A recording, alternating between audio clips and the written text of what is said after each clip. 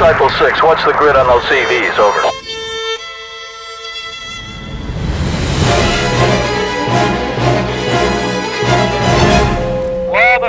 واضح الكلمة. بارك الله بكم يا عمار.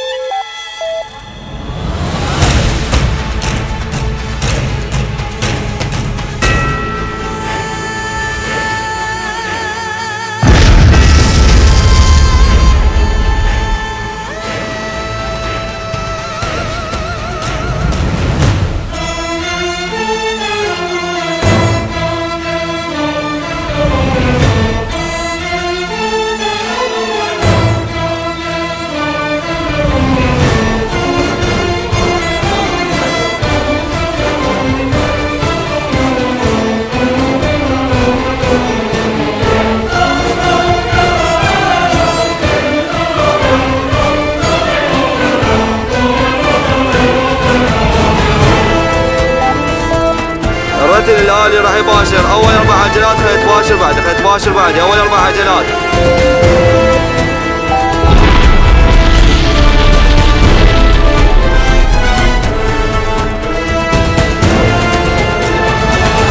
Copy that, Disciple 6. We confirm that the targets are moving to a restricted zone. Stand by for clearance.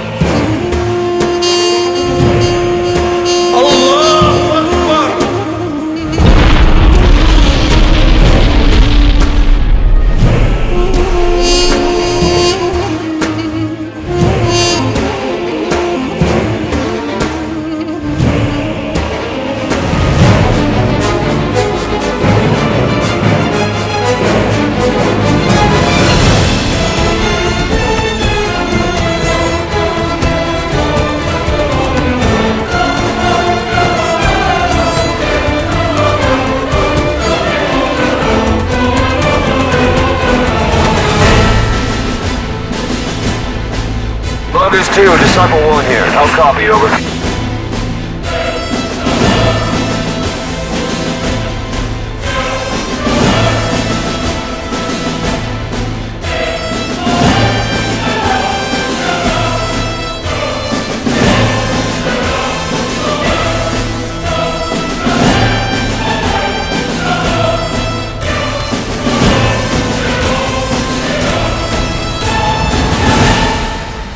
سيدي تم تحرير المنطقة بالكامل. واضح كلمة.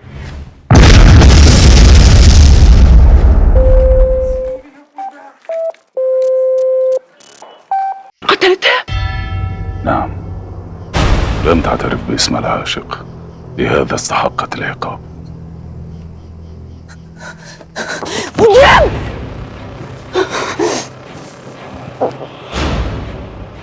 ما حدث للخادمة سوف يحدث لك يا بنت القاضي. هذا جزء من عقابي لك. حياتها الآن أصبحت بين يديك. ارحميها وقولي من هو. قتلني آني وريح نفسك. القتل رحمة لك، لن يحدث حتى يعرفوا من هو ويذبحوا أمامك، وبعدها أقرر كيف تموتين. من المدهش أن قياديا بارزا في داعش مثل أبو عبد الله الملقب بالذباح لا تفارق زجاجة الويسكي يده، وكذلك سجائر الحشيش، في حين يظن قادة داعش أنه مقاتل مغوار يجاهد في سبيل الله. والأسوأ من ذلك كله أن أبو عبد الله قد استخدم زوجة له وهي ابنة قاض سابق تمتهن نحت التماثيل، وأجبرها على نحت عدد من التماثيل التي استبدلها بتماثيل أصلية قام بسرقتها من المتاحف وبيعها بملايين الدولارات التي أخفاها انتظارا للحظة هروبه من داعش كي يتمتع بتلك الملايين.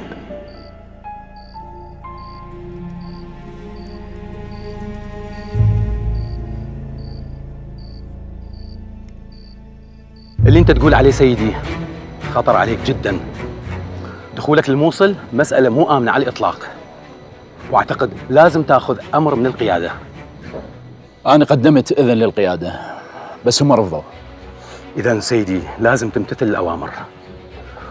ثم احتمال الدكتورة جوانا ظروفها ما تسمح لها تتصل بيك أو ترد عليك، بس نتمنى من الله أنه تقدر تخابرك وتطمنك.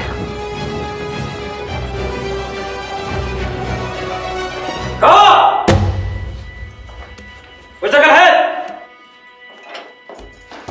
خير، وين تودوني؟ تعدموني؟ قول.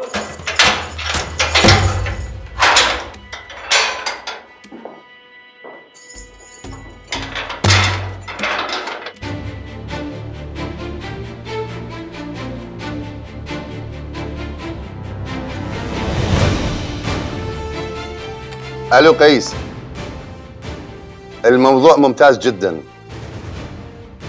تعرف هذا الموضوع راح يسوي مشاكل بصفوف الدواعش.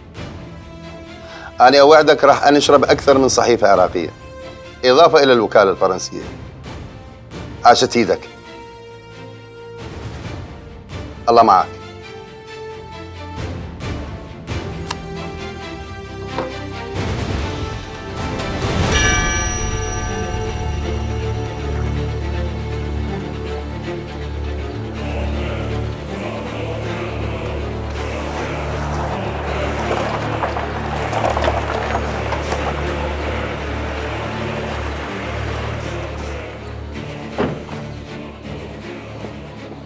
ماذا تفعل هنا؟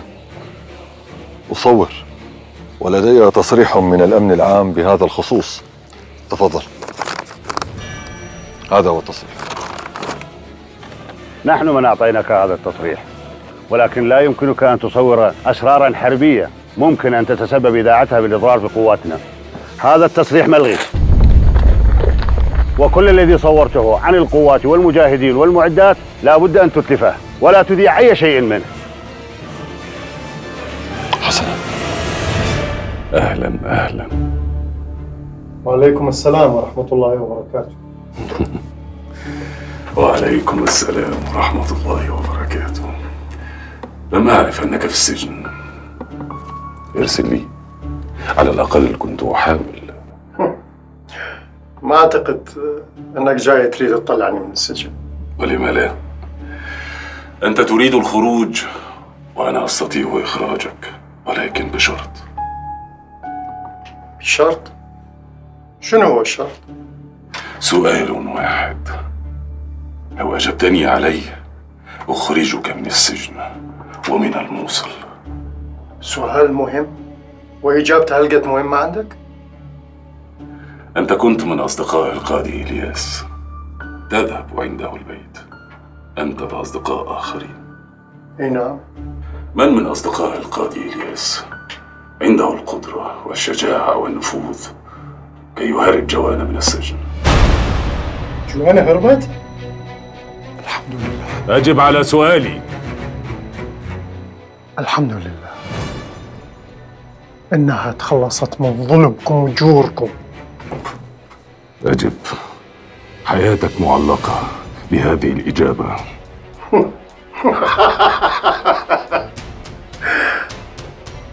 ما أعتقد. حياتي بيد الله سبحانه وتعالى، وأنت ما تملك من عمري وحياتي أمر.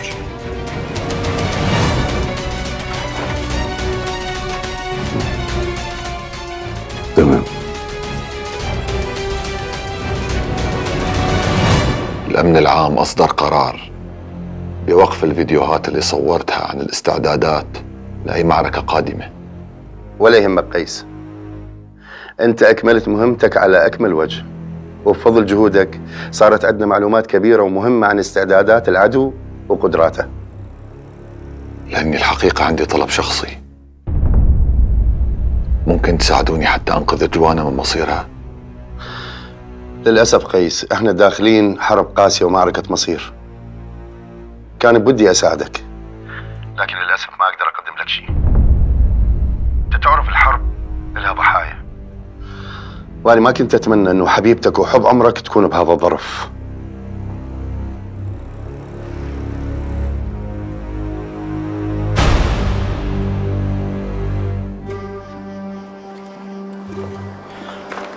لم أفهم لما ترهق نفسك إلى هذا الحد ما دمت قد تأكدت من خيانة زوجتك أم المنصور إليك، فعليها أن تدفع الثمن وأن تغسل عارك بيديك.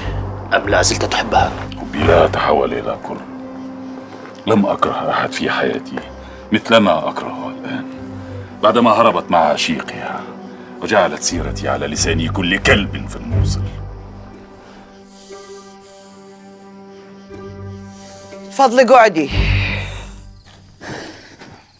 أنا أم الحارث من الحسبة النسائية. خو شكو عندك جايتنا؟ ايش رايده من عندنا؟ ما رايدة شيء، بس رئيسة الحسبة دزتني أسأل على شيماء. وانت ايش رايده من شيماء عيني؟ ايش رايده من عندها؟ كفوا من عندنا يا اخي، ولكم حرام عليكم. ما رايدة شيء، شيماء ما اجت شغلها صار كم يوم وجيت أطمئن عليها. شيماء؟ الحسبة؟ تجي تحكين، انت مخبلة. ليش بنتش ما قالت ليش اني هي تشتغل ويانا بالحسبة؟ وبعدين ابن السمير ما قال لك انه هو متزوج من ام السعد رئيسة الحسبة؟ شيماء سمير، ليش يما سيم؟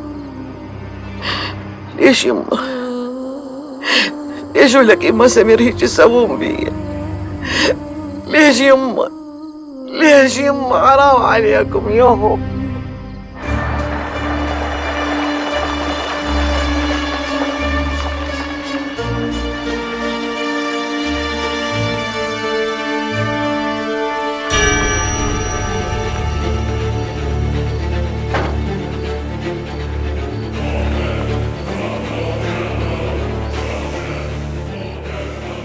هل فكرت فيما قلته لك وطلبته منك؟ كلمة واحدة تنجيك وتخرجك من الموصل.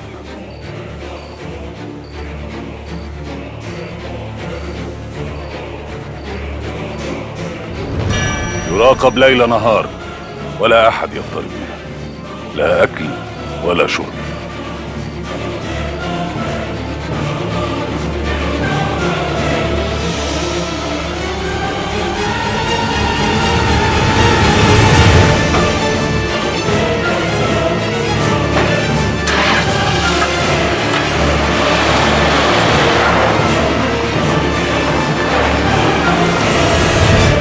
وليش يعني انت تشتغلي ويا دول ما يخافون من الله، واللي كتلوا ابن خالتك وايديهم ملطخه بدمه.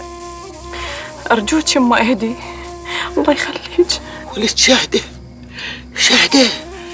كنت تكذبين علي وتقولي لي انا اشتغل بالسوق وتعطيني مصرف البيت. وليش تعرفين انت سويتي بي؟ وليش تعرفين ايش سويتي؟ وليش انت وكلتيني من لحم من خالتك وشرفتيني من دم ولج. يما دخيلك لا تظلميني. واكيد اخوك بعد يشتغل وياهم وهمين كذب علي مثلك. لا يما لا، دخيلك ابوس ايدك. ابوس ايدك. وخري من يمي. انا طول عمري طارة متبراية منك ومن اخوك اليوم الدين. يما مستعدة والله هسه اعفلك البيت وامشي، بس اهدي انت الله يخليك، مو على مود شي صاير على مود صحتك يما. خذ اختك واطلع من البيت، ولكم ما اريد اشوفكم بعد. يما ما اريد اشوفكم بعد.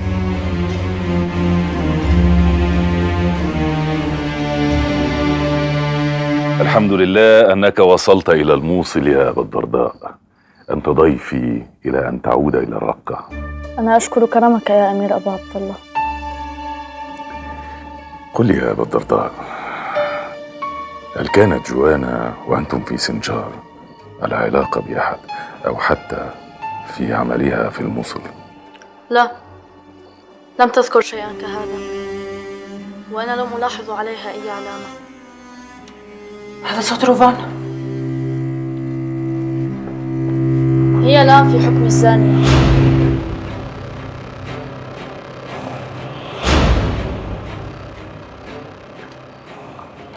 روفان لا تلمسيني، أنت نجسة. الأمير أبو عبد الله أخبرني بما فعلت يا خائنة، وعلى عشيقك الذي هربك من السجن. أختك خاينة؟ ومن مثلك ليس له غير حكم الرجم.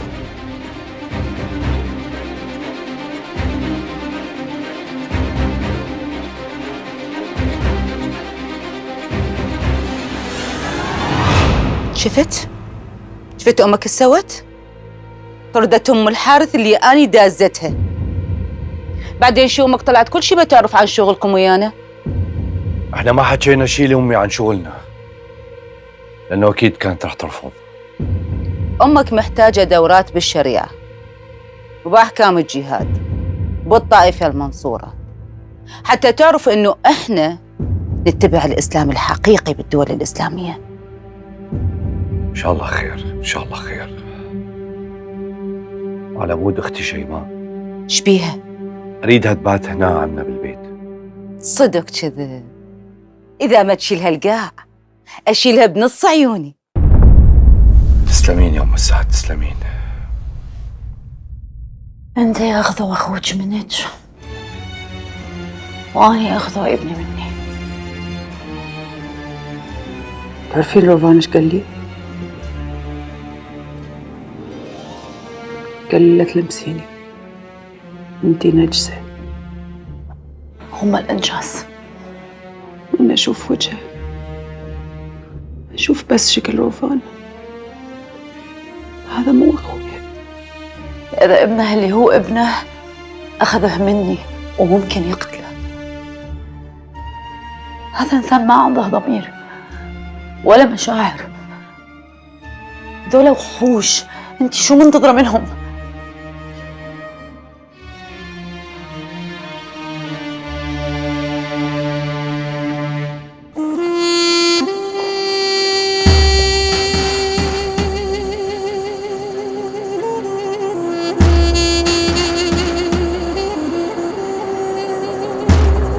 حاجكاوة؟ منو اللي سوى بيك هيك؟ غير ابو عبد الله. صار لي يومين على هالحال. يومين من غير اكل ولا شرب؟ هسه راح اروح اجيب لك اكل وارجع. ممنوع يا اخ. شنو هذا اللي ممنوع؟ ممنوع تجيب لي اكل وشرب. مين قال ممنوع؟ انت شو تقول؟ يا مله ويا دين اللي تقول هيك. انت لو شفت حيوان عطشان او جوعان وما وكلته او سقيته ربنا راح يحاسبك. شحال لو كان بني ادم؟ حرام عليكم. راجع لك حاج. ماذا تنتظر يا أبا عبد الله على زوجتك الخائنة الفاسقة؟ فمثلها يجب أن يقام عليها الحد. كنت أنتظر حتى أعرف وأتأكد من خيانتها ومع من، حتى أقيم عليه الحد بنفسي. الموصل كلها تتحدث عن خيانة زوجتك، ورجال أبي الوليد ينشرون القصة في كل مكان وبعد كل صلاة في المساجد. يجب أن يقام عليها الحد وفي أسرع وقت. كيف أقيم عليها الحد دون حكم شرعي؟ سوف أذهب معك إلى قاضي القضاة الجديد، وستخبره أنت بأنها قد ذهبت مع رجل غريب، وسيعتبر هذا بحكم الزنا. على هذا إن شاء الله بعد صلاة الجمعة سوف نقوم برجمها حتى الموت.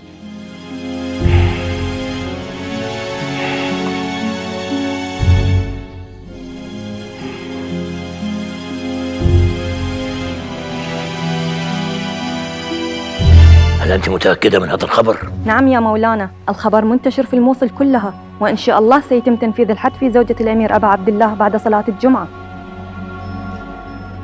فوذي يا أم فاطمة، بارك الله بيك. عافية عليكم فاطمة، بعد أي خبر تسمعين بيه تجين تبلغينا بيه بسرعة. أمرك يا أم الوليد.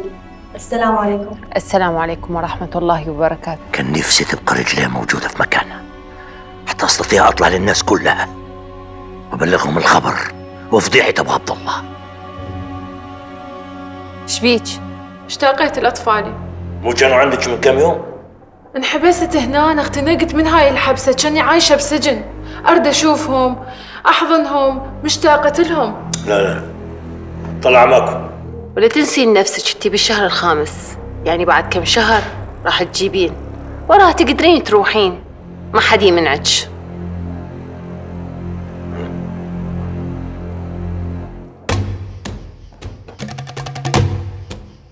رح ترجموني؟ المحكمة هي التي حكمت بالرجم حد الموت. تنفيذا لقوله تعالى: بسم الله الرحمن الرحيم، ولا تقربوا الزنا إنه كان فاحشة وساء سبيلا. صدق الله العظيم. أحسنت. لو كنت صادقة واعترفتي على من ساعد في الهرب ليحقق وأتأكد من هذه العلاقة،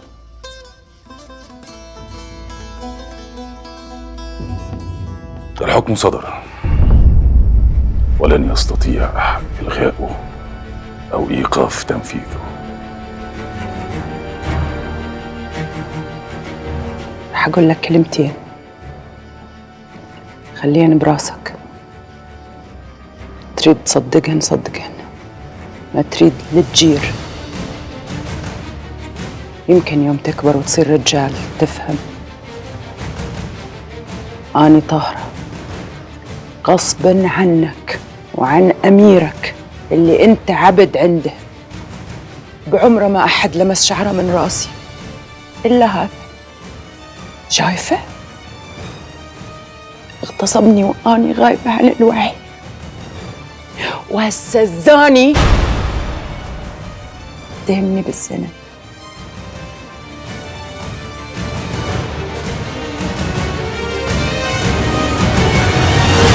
والله ما أعرف شو أقول لك بهاي المصيبة، والله قلبي يمك. حرام حرام هذا اللي قاعد يصير.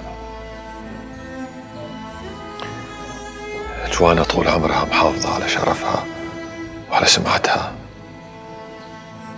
ماكو رجل لمسها طول عمرها.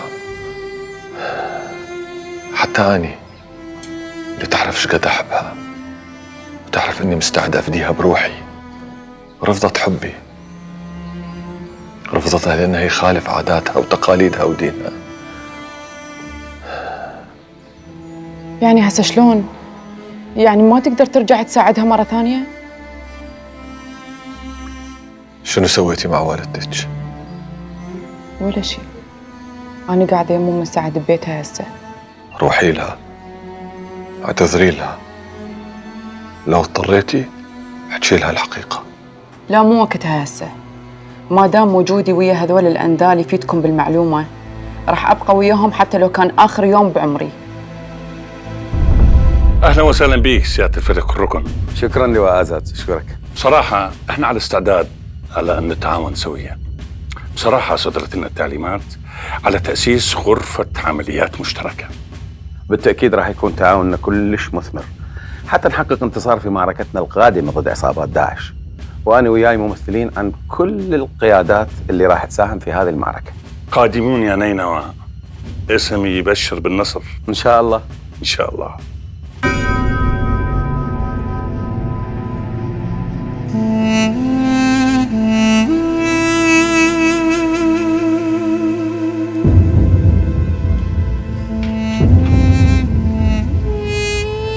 اقتلني أنا وخلي جوانا تعيش.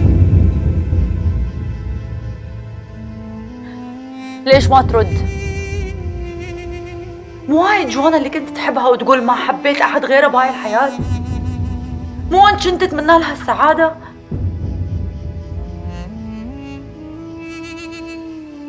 شلون تقدر؟ شلون قلبك يطاوعك ترجمها لحد ما تموت؟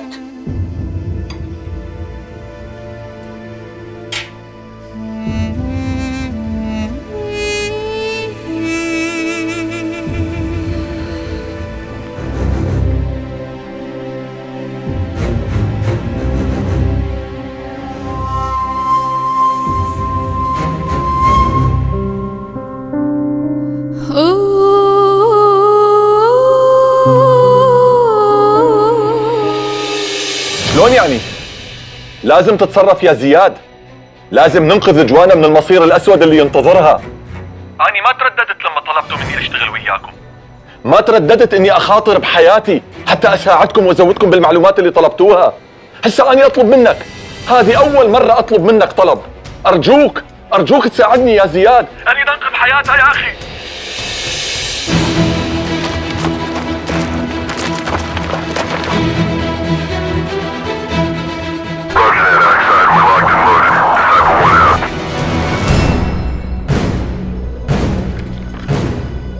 بسم الله الرحمن الرحيم.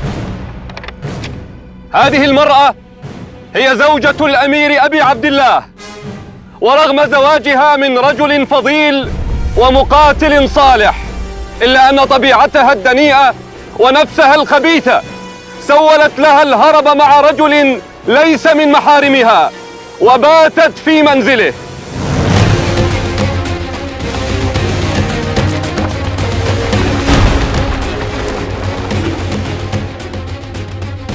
وبذلك صارت في حكم الزانية، واليوم سوف تتلقى عقابها على يد أخيها أو من كان أخاها قبل أن يدخل في نعمة الإسلام.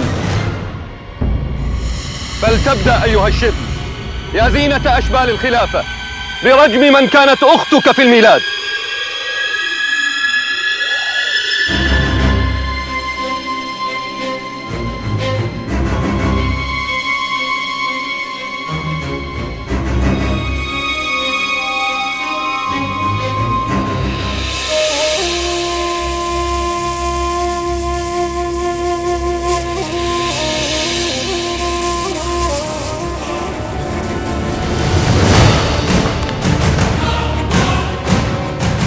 ارجموا هذه الزانية حتى الموت.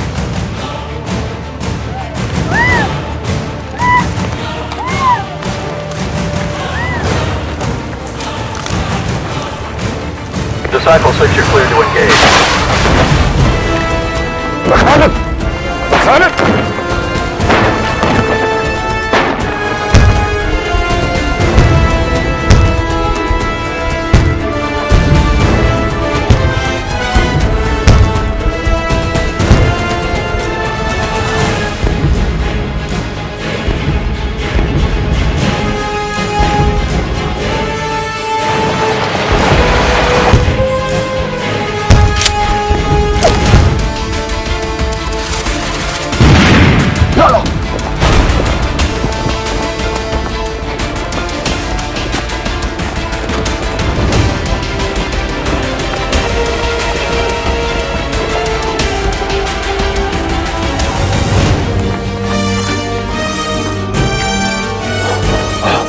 ساعدوني زيارة السيارة.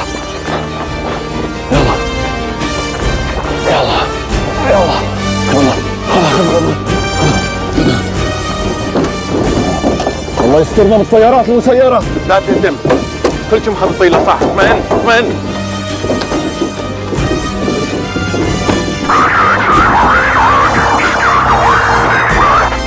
Disciple 6, you're not clear to engage. I repeat, do not engage.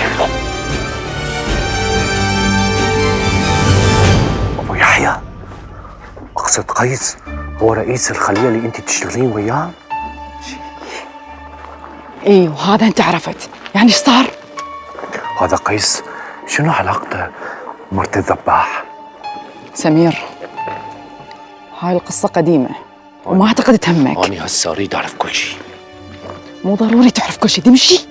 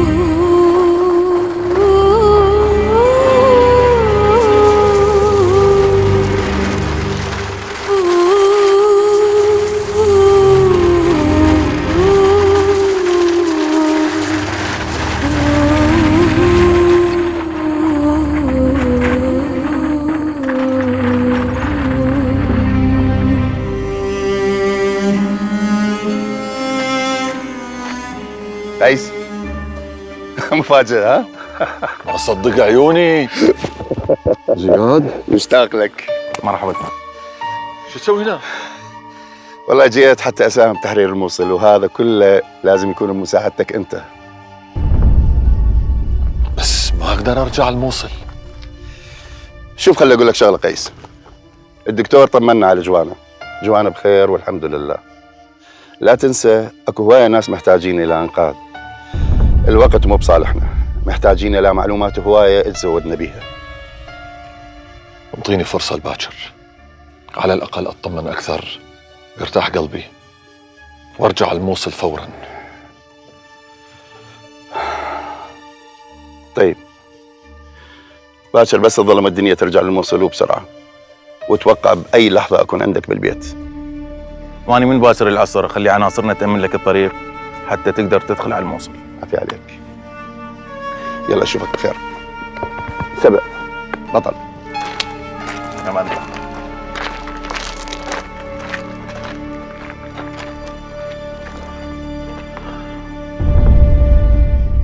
ما الذي تقوله يا أبا عبد الله؟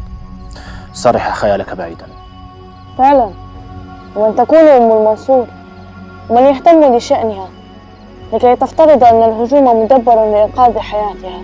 أنا متأكد من أن هذه هي الحقيقة. كان مخطط له قبل الرجم لإنقاذ حياتها، وتزامن مع تفجير مبنى التحكم في الطائرات المسيرة حتى لا تنكشف محاولة التهريب عبر الحدود. كل هذا لأنك حين عدت إلى مكان الرجم لم تجد جثة أم المنصور. ربما رغب أحدهم بالثواب فقام بدفنها بالمقابر، خاصة أن المقابر قرب مكان الرجم. العاشق هو من خطط ودبر، وإن عجزت عن معرفة من هو وهي حية سوف أعرف وهي ميتة.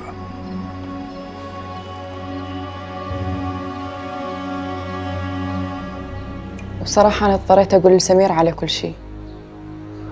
لا تقلق أستاذ قيس، أنا مو داعشي، لا راح أكون. أنا اشتغلت ويا الدواعش على مود الفقر والراتب والعوز. أستاذ قيس، أنا أحيي موقفك الوطني النبيل. هذا واجبي تجاه بلدي، مو فضل، ولازم أسويه مهما كانت المخاطر. أنا مستعد أتعاون وياك بأي شغلة تطلبها مني. إن شاء الله. أستاذ قيس، شو أخبار الدكتورة جوانا؟ إن شاء الله أحسن. الحمد لله.